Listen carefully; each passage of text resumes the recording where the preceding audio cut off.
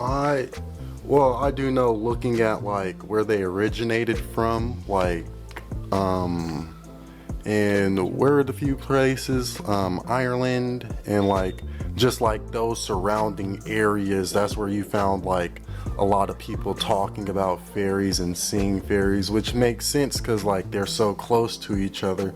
So they could have just originated or fell like on that part of the planet and then slowly like moved out from there. Yeah.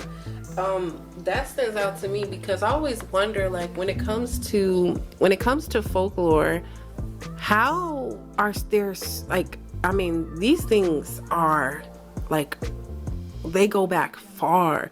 So there was no internet, there weren't any like phones to be like, hey, this is what I seen, to have a shared experience, or either you just talk about something that you heard.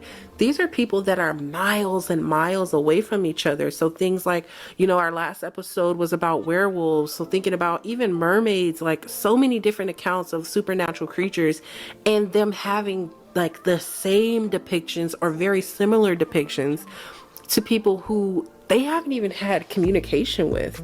I think that was something that stood out to me, and I was like, hey man, I really want to know like where this comes from, and if they're thousands of miles away, to where it's like, hey, it's very unlikely that someone else had the same encounter.